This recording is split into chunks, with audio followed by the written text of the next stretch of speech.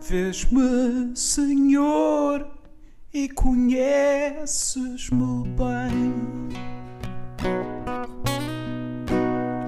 Tudo aquilo que digo, teu saber antevém. Tira a conhecer qualquer lado meu. A tua gentil mão sobre mim desceu. Onde me posso de ti esconder? Da alta montanha ao maior descer. Até nas trevas brilha a tua luz. Entre noite e dia és quem me conduz. Bem-vindos a mais uma análise aprofundada aqui no nosso espaço. Continuamos a nossa exploração seguindo o fio da lógica para tentar perceber a natureza de Deus. Já falámos antes das características essenciais que parecem emergir da razão, não é? Um ser necessário, eterno, imutável, omnipotente, omnisciente, sumamente bom. E também abordámos a questão difícil do sofrimento. Hoje o foco é um tema que, parece desafiar um pouco essa lógica.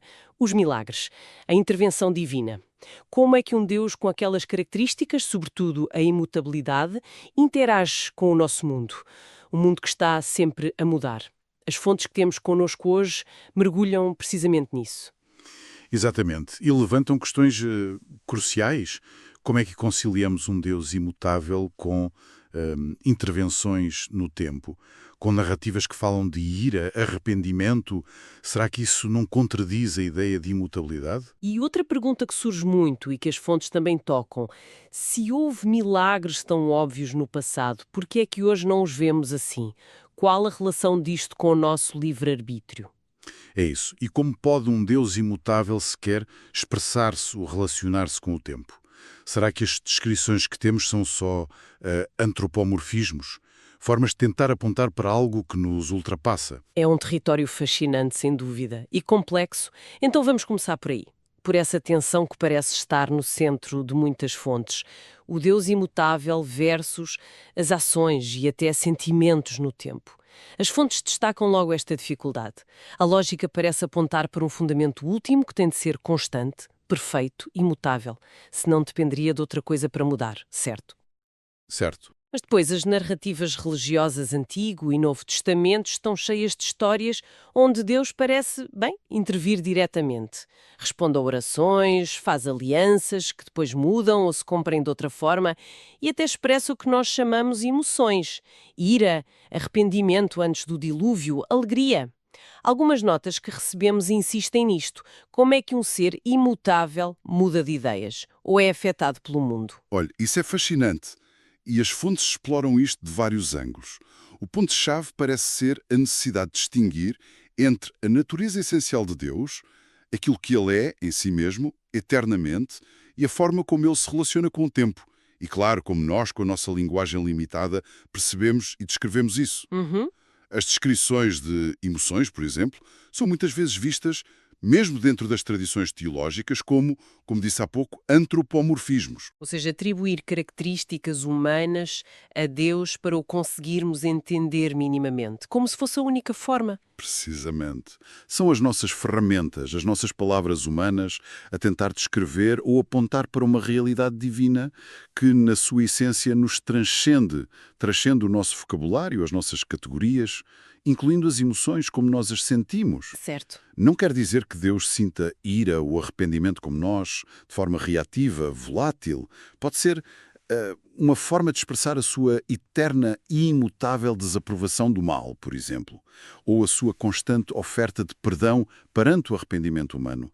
A questão não é tanto que a essência de Deus mude, mas talvez a manifestação da sua vontade eterna, ao longo do tempo, seja descrita por nós com linguagem de mudança e emoção. Para fazer sentido para nós. E a analogia do livro, que uma das fontes menciona, ajuda a ilustrar isso, não é? Sim, é útil. Embora limitada, como todas as analogias sobre Deus, claro, a ideia é: o texto de um livro é fixo, imutável. A história está lá toda, do princípio ao fim. Certo. Mas para quem lê, página a página, a história desenrola-se no tempo. Há surpresas, tensões, resoluções. A compreensão do leitor evolui. Uhum. De forma análoga, talvez o plano eterno de Deus seja completo e imutável na sua mente, fora do tempo. Mas a sua execução na história humana, essa desenrola-se progressivamente para nós. O que nos parece uma mudança de plano, como a passagem da antiga para a nova aliança, Sim. pode ser, na perspectiva eterna, apenas fases diferentes de um único plano imutável. A nossa percepção é temporal, a realidade divina pode ser simultânea, eterna. A mensagem em si não muda, mas a nossa capacidade de a entender e como ela interage com a nossa história, sim. Ok. Essa distinção entre natureza eterna e manifestação temporal é de facto crucial. Mas leva-nos diretos aos milagres. Se Deus é sumamente bom, omnipotente e o seu plano é imutável, as fontes perguntam: por que é que a intervenção não é mais óbvia, mais frequente, mais espetacular? Por que não acabar com o sofrimento de vez, ou tornar a sua existência tão evidente que a dúvida fosse impossível? E aqui quase todas as fontes apontam para o mesmo. O livre-arbítrio.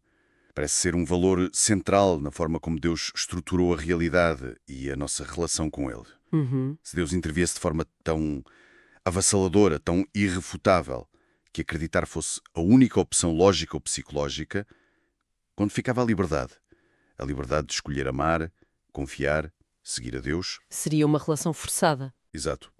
Não uma resposta livre. As fontes sugerem que a liberdade de escolha é um dom tão fundamental que o próprio Deus, na sua omnipotência, escolhe respeitá-lo. Mas a omnipotência não é poder fazer tudo, mesmo o logicamente impossível, tipo um círculo quadrado, ou neste caso, dar liberdade e ao mesmo tempo forçar a crença. Bem, a omnipotência é entendida nas fontes como o poder de fazer tudo que é logicamente possível e consistente com a sua própria natureza. E a natureza dele inclui a bondade, a racionalidade. Certo. Forçar uma resposta de amor ou fé genuína é uma contradição em termos. Não é logicamente possível. Portanto, a ideia é que Deus pode limitar a manifestação do seu poder para preservar o espaço da nossa liberdade. É como se ele tivesse definido regras do jogo que incluem o respeito pela nossa autonomia. Anular isso seria contradizer-se a si mesmo. Faz sentido, em teoria, mas aí as fontes levantam objeções práticas. E os milagres que estão descritos? Os de Moisés no Egito, as pragas, o Mar Vermelho, as curas de Jesus, a multiplicação dos pães, a ressurreição e talvez o mais forte, a revelação no Sinai, onde um povo inteiro terá testemunhado a presença divina. Isso não parece anular o livre-arbítrio, pelo menos para quem viu? Essa é, sem dúvida, a linha mais ténue e mais debatida nas fontes. Não há uma resposta única, mas há argumentos. Uma perspectiva é que, mesmo nesses eventos, algum espaço para a liberdade foi preservado. Veja o caso dos egípcios. Sim. Apesar de verem os feitos de Moisés, a Bíblia diz que o faraó endureceu o coração. Ele e os conselheiros procuraram explicações alternativas. Os mágicos deles tentaram replicar. Ou seja, não foram coagidos a acreditar na origem divina daquilo. A interpretação ainda era deles. Podiam ver o poder, mas não eram forçados a aceitar a origem. Exatamente. Podiam atribuir a outras forças ou simplesmente recusar-se a aceitar. No caso de Jesus, as fontes notam que muitas curas estão ligadas à fé que a pessoa já tinha. A tua fé te salvou. Ou acontecem em privado, não como espetáculos para forçar todos a crer. Uhum. Mesmo os milagres públicos, como a multiplicação dos pães, podiam ser interpretados de outras formas pelos céticos. E o Sinai, que é talvez o caso mais forte. Sim, esse é o mais difícil de encaixar, talvez. Uma leitura presente nas fontes é que essa revelação foi dada a um povo que já tinha uma relação com Deus, que tinha escolhido seguir Moisés. Foi uma confirmação, um aprofundamento dessa relação, não tanto uma coação inicial para incrédulos. Percebo. A ideia é que talvez a intervenção divina possa ocorrer de forma mais clara, onde já existe alguma fé ou abertura. Ou de uma maneira que, embora forte, ainda permita outras interpretações ou a rejeição. Deus pode mostrar a sua mão, mas talvez não ao ponto de nos prender a nossa. Isso é interessante. Mantém a coerência com o livre-arbítrio, mas reconhece os relatos. Só que leva a outra questão que as fontes levantam. Se foi assim no passado, por que é que hoje parece diferente? Por que é que os milagres não parecem tão bíblicos no nosso tempo? Será que Deus parou? Essa pergunta é muito comum, claro, e as fontes exploram algumas pistas. Primeiro, será que pararam mesmo? Ou será que a nossa capacidade de os reconhecer como tal mudou? Vivemos numa era muito marcada pela ciência, pelo naturalismo. Uhum.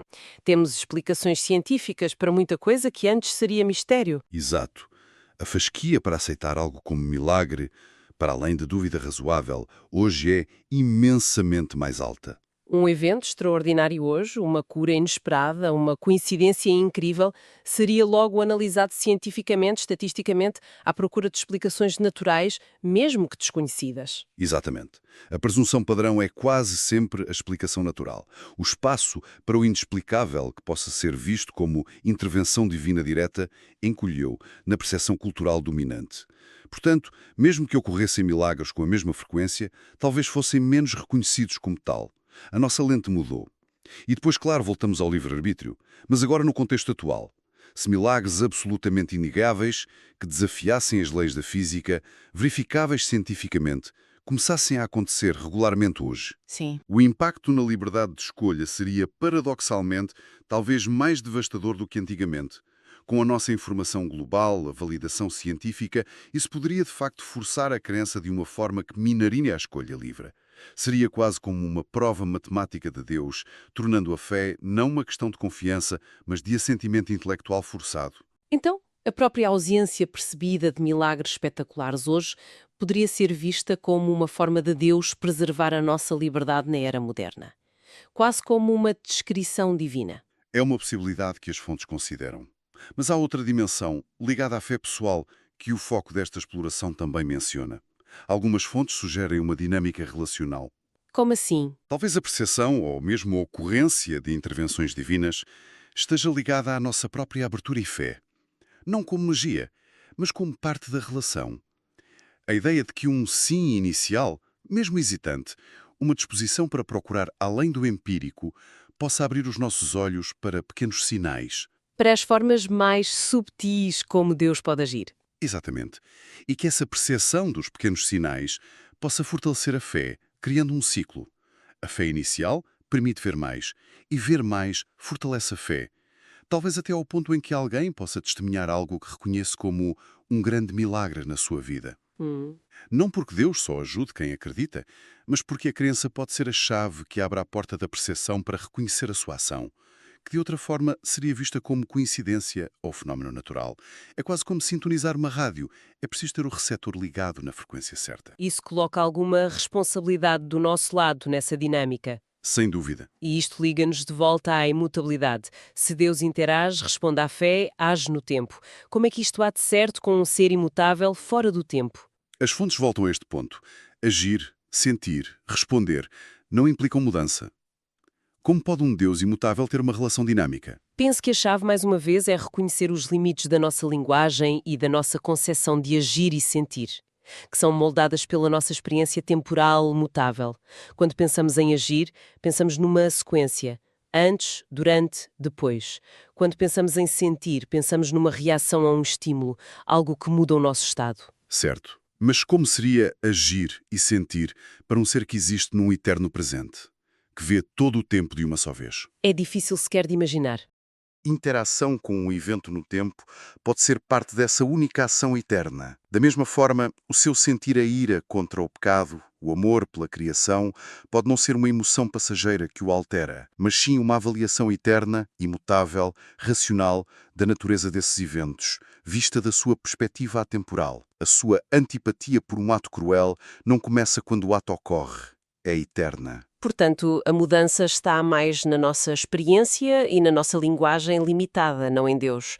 Usamos palavras como ira, arrependimento, resposta, como analogias imperfeitas para descrever aspectos da relação eterna e imutável de Deus com um mundo que muda. Essa é a linha de pensamento que emerge de várias fontes, sim. A imutabilidade divina não significaria inércia ou indiferença, ou incapacidade de se relacionar. Significaria que a sua natureza, o seu conhecimento, a sua sabedoria, os seus propósitos são constantes. Mas a forma como essa natureza perfeita se relaciona com a nossa realidade temporal, bem, essa pode ser descrita por nós com a linguagem da ação, da resposta, até da emoção. O paradoxo está mais na nossa tentativa de capturar o infinito com ferramentas finitas.